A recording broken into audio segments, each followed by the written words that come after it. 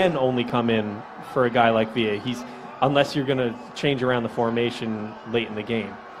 So I have to interrupt and just say good news and bad news. We interrupted the stream on Facebook, so people have to reconnect. Hey. However, we did. Oh, now you're going to be on TV. So let's go back out to Andres. Hello, everybody. And now he's got another question, right? So here's my question. Okay, Andres has a question. Kyree Shelton has been consistently coming off the bench almost every game, if not every game, right? Whether it's 10 minutes or 20 minutes. The last two, for sure. Really? Yeah. Okay. Is Patrick Vieira showcasing him? And if he is, he's not performing well. That's a good question. So it's remember that trade. If we're supposed to trade someone, right, it might be Tommy or Kyree. Kyree. That's certainly a possibility. I mean, he's brought him in. I don't think he's brought him in any really particularly impactful situations where we're like stretching for a goal or something like that. I mean, I guess last week when we were down, he brought Shelton in, and he brought him in for Villa against. Although I guess that was the Montreal game, we were already winning. I don't get the impression that he's trying to. I don't think Vieira is going to waste a sub like that. And I also think that I feel like Vieira wouldn't make subs at all if he could. I'm a believer of the philosophy that Vieira really thinks. I think CFG and Reina, they really think that this is a team that can compete and go deep in the playoffs and challenge for MLS Cup. If that's the type of team you have, you're very careful about roster changes. You don't waste guys and depth. What are you going to get for Shelton? Shelton might be a guy that you're going to trade to get a draft pick, allocation money, which would help you in a future season. If this is the season where you're going for it, you save that. Yeah, absolutely. Okay. All right. So again, hopefully you guys found us. We had an issue with the Facebook live stream. Sorry, guys. But we are back. So I think it's the third Facebook live stream of the night. Yeah. But hopefully you can find us. Let's see what's going on, because I sent the question to Martin Beal, see if he's going to check in. He is in the locker room right now, so he will give us the post-game reaction. We're assuming it's going to be a pretty positive reaction from the NYCFC locker room. Last week's, yeah. Comparing to last week's. But I also think you're also going to get look, David Villa is going to be he's going to be glowing. And Villa is a very hot and cold player. Yeah. His reaction was just kind of like, yeah, all right. Like, that happened, you know? We had the I had the pleasure of talking to Tommy Smith from ESPN during the week about this game, and he referenced David Villa as being a hot and cold player, and he clarified it, and he said, look, most goal scorers, they score in bunches, so it's not uncommon for a player to to have a hot streak, score 4 or 5 goals in a matter of 6 games, and then all of a sudden be quiet for a couple of games. So that's it's something we can expect. Again, we want to thank everyone for coming out to St. Pat's, supporting the Third Rail, supporting NYCFC. You know, as we look more through the game, it's great with all the comments that we've gotten from everybody. But if we look at it, we've only gotten through the first half of the game. We had 32nd minute. We had the injury to both Collins and Chanot. You know, dangerous moments. Collins is out on the sideline getting attended for what looked like to be a head injury, and then Chanot makes a desperate play to save deflect a shot. But NYCFC for a brief minute is looking at both their center backs being out of the play for a period of time, and I don't know. Was Ben Sweat going to be our center back at that point? Well, Andrea Pirlo was playing center back there for a hot second. It is a little strange. Oh, here we go. We are getting a call. We have a phone call. Hey, welcome to Blue York 1. You're on. Oh, sorry. Can we hear you?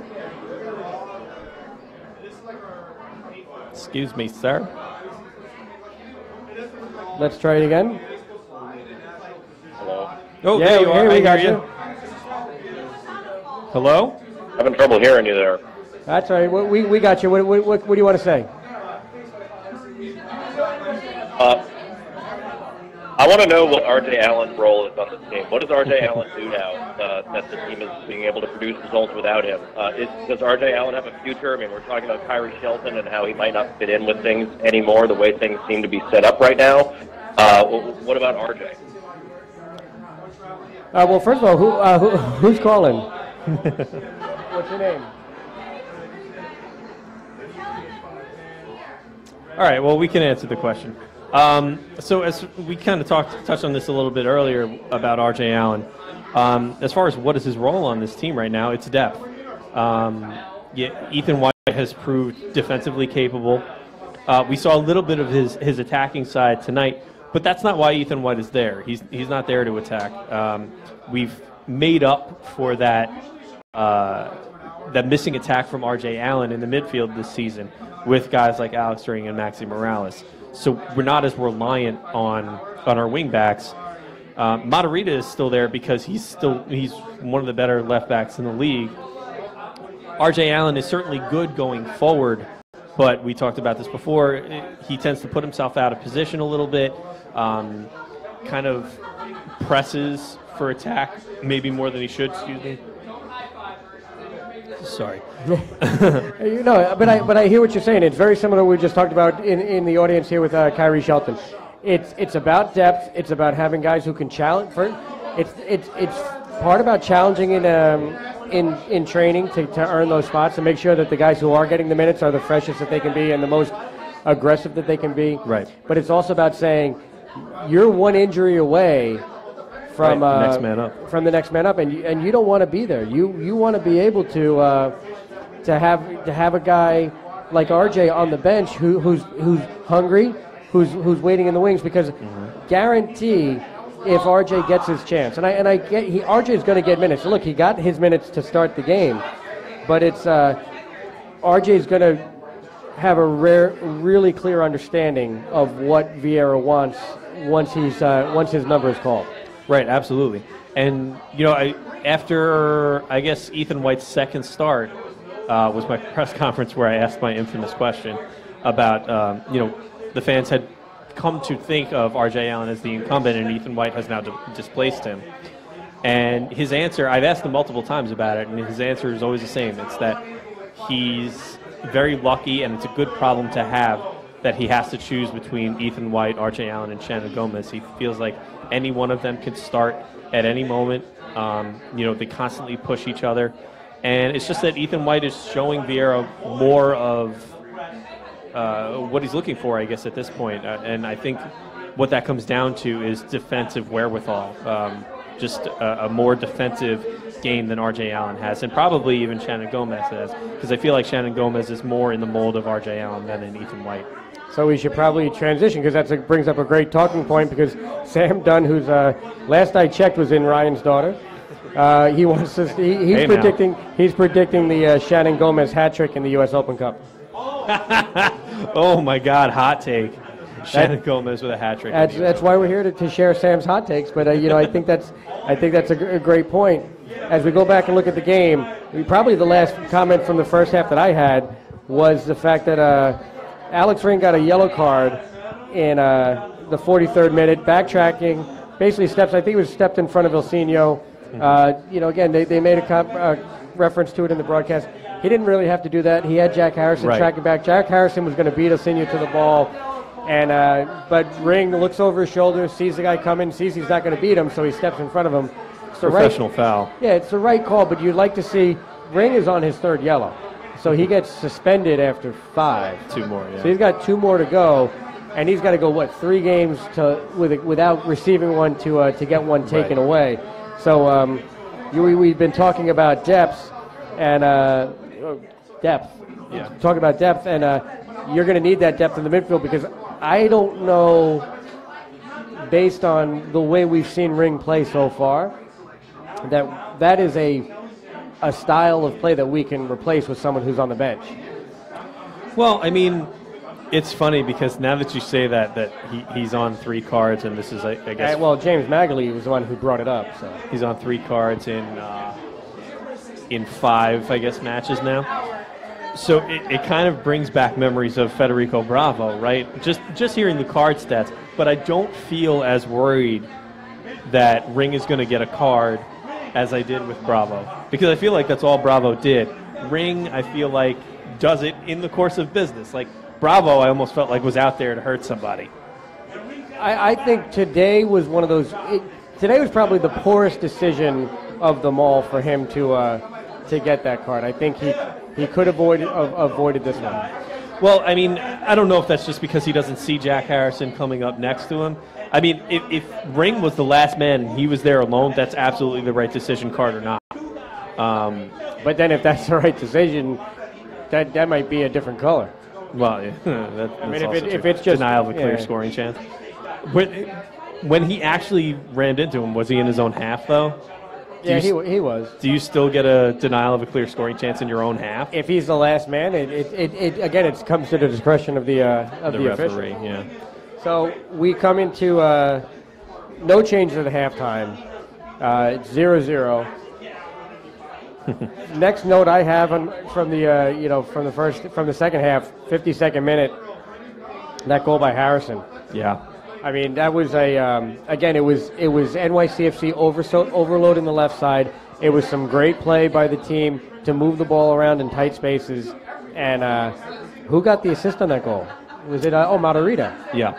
It was once again. I think it was an outside of the foot pass by Matarrita right into Harrison. Harrison one times it and beats Blake. And again, we had seen both keepers make some phenomenal saves. I actually thought, prior to going into the final play, or one of the final plays of the game, we had really been talking up Blake, and then it just all came apart for him. That that one goal was going to be enough, because NYCFC had done enough to limit the chances, and Jack Harrison did enough to beat Andre Blake for that goal.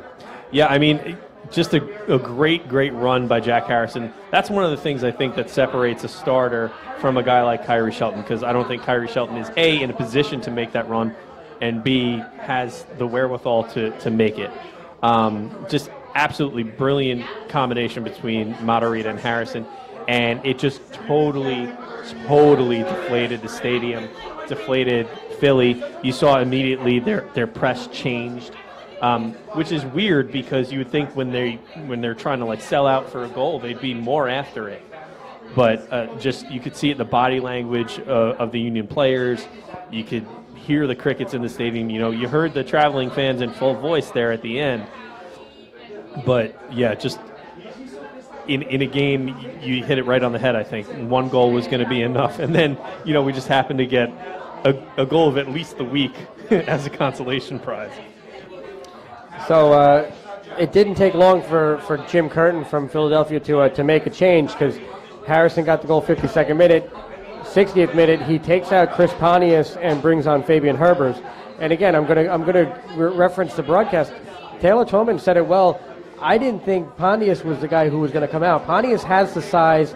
He's got just from that size alone, he forces NYCFC to defend in a certain way, because NYCFC is not a big team. Mm-hmm. Pontius has Matarrita beat from just a stature standpoint. And even on Ethan White, Pontius is a bigger target, but he takes out Pontius and brings in Herbers.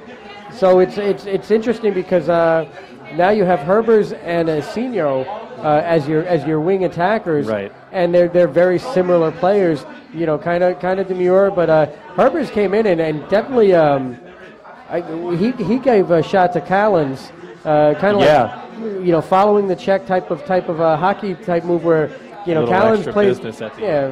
It's interesting, but nonetheless, chasing the game after the 52nd minute.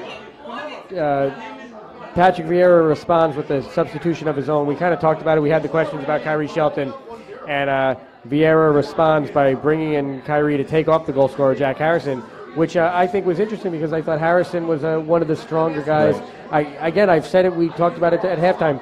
Wallace looked winded, and I'm surprised that Wallace is going to stay in there for 90 minutes with Harrison coming off. Yeah, given who's out there, I think every time Harrison's probably the last guy you pick to come off. I mean, he's only 20 years old.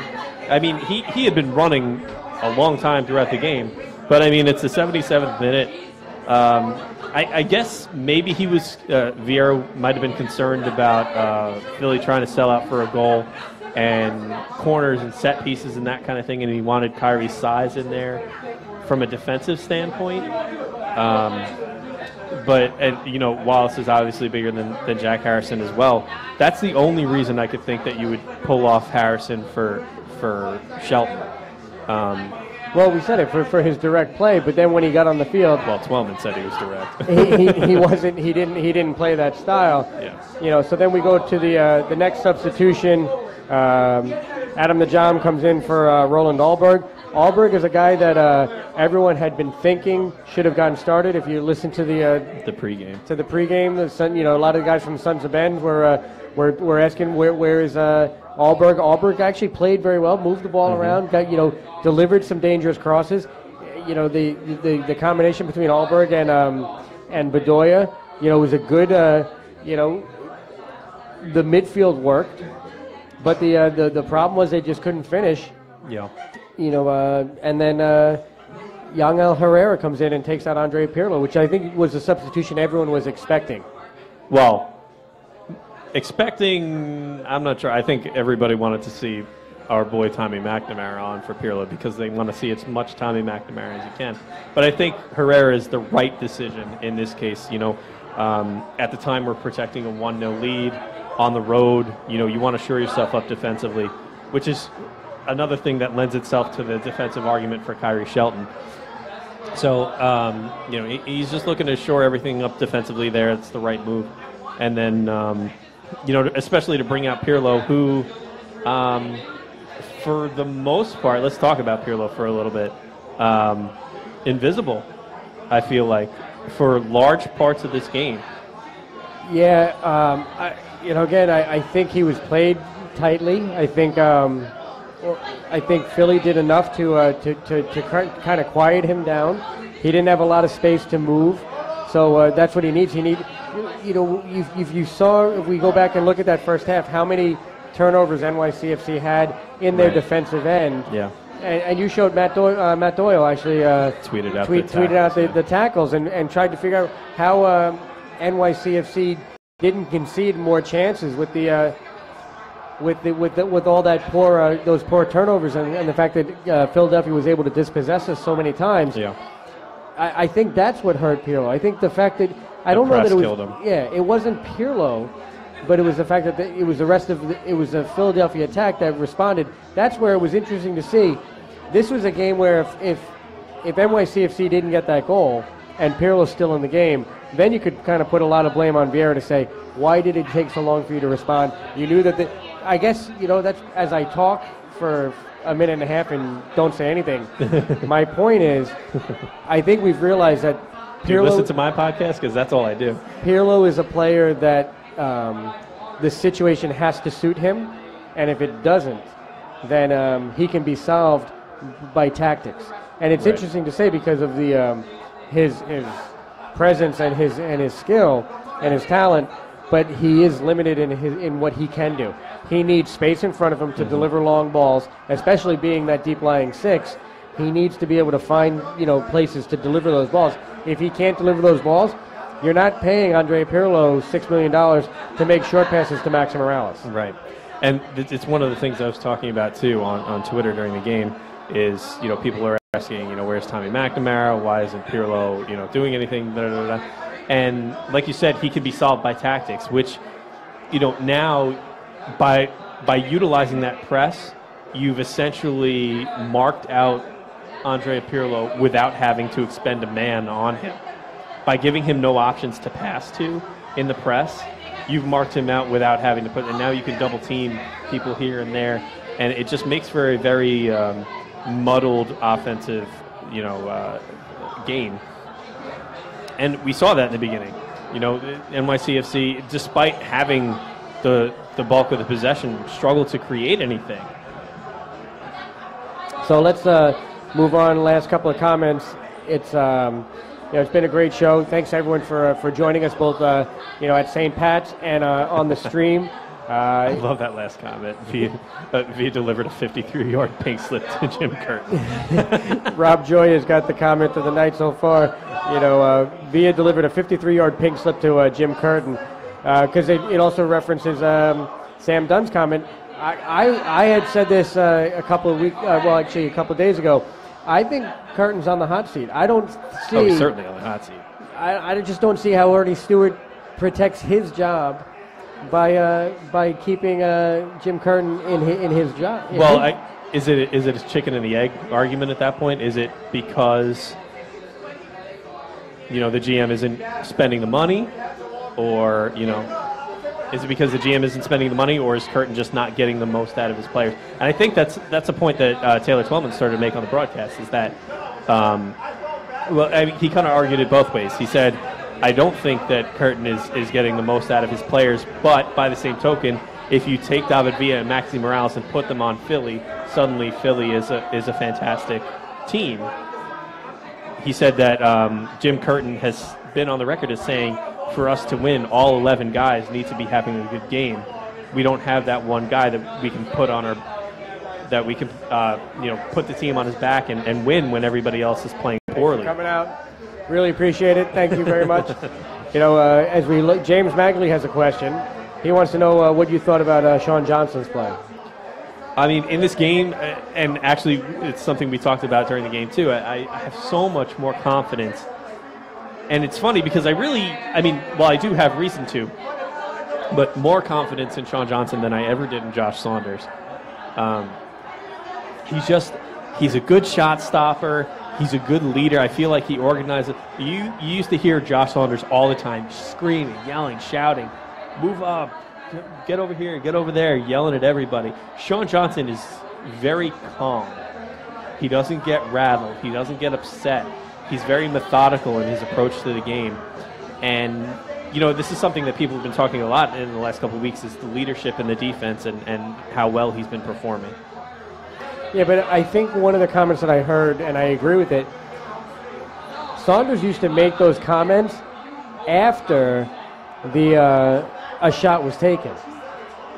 Johnson makes those comments before the shot is taken. So I think makes all the difference. I think that's the key. Johnson reads the game much better. Yeah. He can move around, and maybe he's also got a better, more reactive defense in front of him. Well, that's true too, yeah. But I think that's part of it. I think Saunders was the guy who would yell at his defenders and say, "Why weren't you there?" Johnson saying, "Get there, get there." So it's a more of a proactive approach to defending. Roddy, is that true? Yeah, apparently. David Villa's goal is on World Star. So there you go. You've made it. Yeah. So MLS has made it, boys. Final comments. NYCFC takes the 3 points. It's their first clean sheet on the road. Yeah, clean sheet on the road. Their first 2017 road victory, because this was a situation where this is our third post game. Yeah. And we had covered 2 losses, and it's kind of disappointing to cover 2 losses. Again, the energy at St. Pat's was tepid up until look, Harrison gave us the goal, and everyone got excited about there, but there were people who were still thinking, oh, this is going to end up in a draw because Philly was applying the pressure. That Villa goal went in, and this place erupted. Yeah, and actually, you had even talked about it a little bit during the game, too.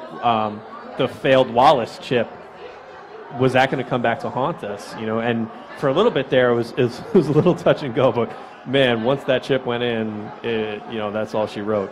Well, and we also, as I went back and looked around, can you even call it a chip at that point? No, it was not a chip. It's a moonshot.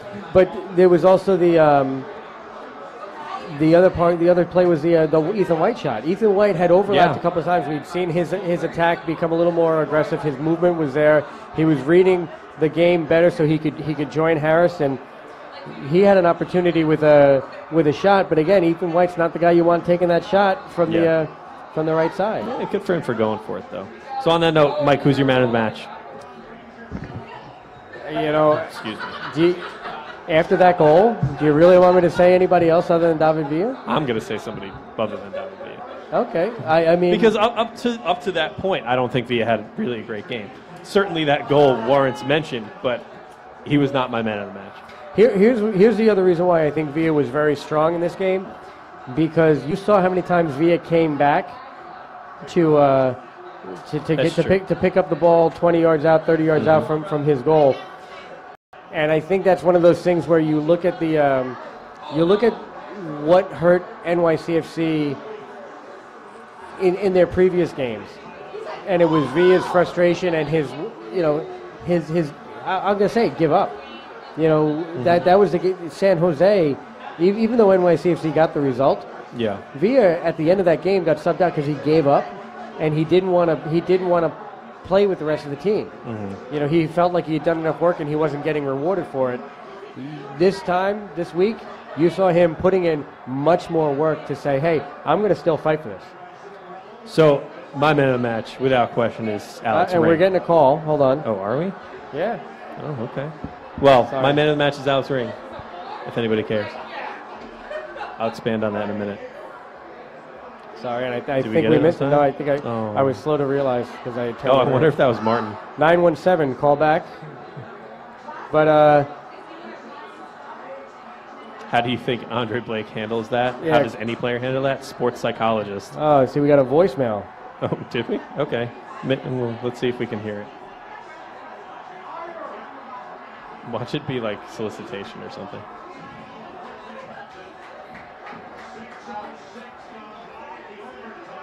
I'm not hearing. I don't hear anything. All right. So let's go back. If you're 917, I don't want to say the name.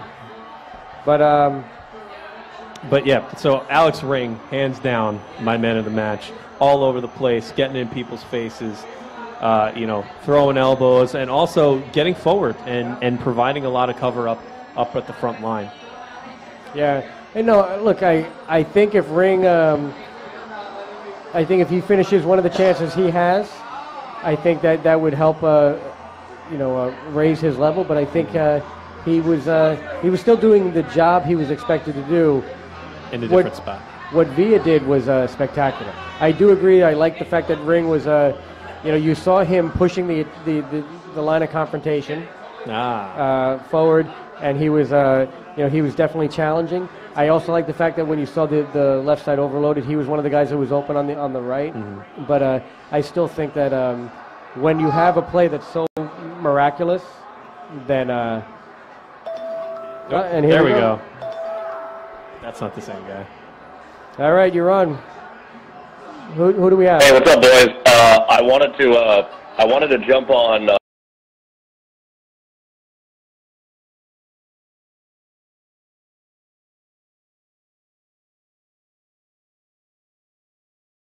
What Andrew Jacobson was expected to do for this team. Mm-hmm. And then there are other things that he does box to box that are more reminiscent of what Nick Diskerud was supposed to do and was completely fucking incapable of doing.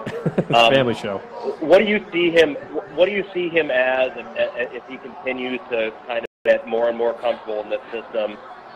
What is his ceiling here, really, based on what we know of him so far? In terms of a player comparison? In terms of a player comparison?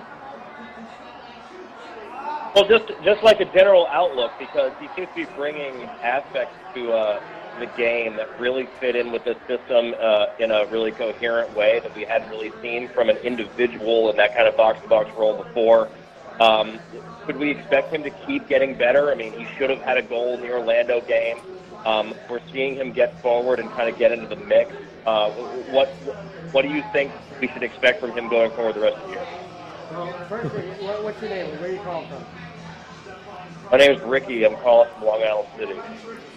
Okay, well, thanks, Ricky from Long Island City. As far as Alex Ring's ceiling and what he can provide to this team, I think what we've seen is stability.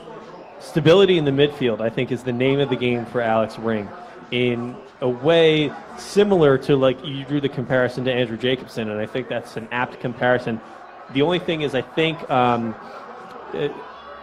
Alex Ring is just a more talented Andrew Jacobson. He's more talented defensively, more talented going forward, but has the same kind of physical style of play. And that makes sense because, Jacobson was obviously a box-to-box mid in the same mold. But yeah, I think that's an apt comparison, and I think, honestly, I don't know how long his deal is, but they should lock him up for for a considerable amount of time, because what I've seen through these 5 games, he hung up. What we've seen through these 5 games has been spectacular, and I think beyond anything anybody's expected of him. Yeah, I think we talked about this earlier. The fact that Ring is a Finnish international. I know he's not a I know he's not playing for the German national team, but still, when you're at that level, when you're an international talent, you're used to playing at a high level. At a high level, and the game is much faster, and you've got to be able to interpret it at that speed. And I think that's where I draw the line between Ring and Jacobson. Mm-hmm. Very similar, but where Jacobson can stop certain plays and Ring can stop them too. Jacobson's movement forward is going to be at the American speed, whereas Ring is going to be at UEFA international speed. Absolutely. We really appreciate the call. Thanks for chiming in. My one gripe with him is he's got to keep those balls down, because you have 3 goals at this point. If he could just stop wandoing stuff over the net. So we got to wind down the show. It's been a great show. I really appreciate the support and everyone tuning in. Thanks for the fan interaction. Thanks for the calls. Thanks for the comments here on Facebook with Blue York 1. Thank you to St. Pat's for letting us hang out with you guys. Thank you. Thank you to the Third Rail. Thanks for Andres for his amazing job of working the crowd. Andres Emilio Soto, at the Andres Soto on Twitter. Just remember, if he might ask you where you live. I want to know where everyone lives. But and Ethan Morris, his comment about Ring is very simple. Avoid yellows and finish. Yeah. Avoid yellows and you finish. Said it. Very, very similar. We did not get an opportunity to get the Martin Beal locker room comments in, but nonetheless, it's been a great show. I am Mike Andrew from Blue City Radio. Chris, why don't you tell people what you do? I am Chris Magley. I tweet @_ChrisFC. And you can catch what I write and photos that I take on the NYCFCNation.com. So that does it for us. Again, if you missed any portion of the show and you want to check back, this will be available on YouTube. It's on the Blue York 1 channel. Guys, we really appreciate everyone tuning in tonight. Sam Dunn wants to know if you could get him a place within walking distance of Via's go-to Starbucks. I didn't hear anything you just said. Andres has had a little fun tonight. Thank you guys so much for tuning in. Take care.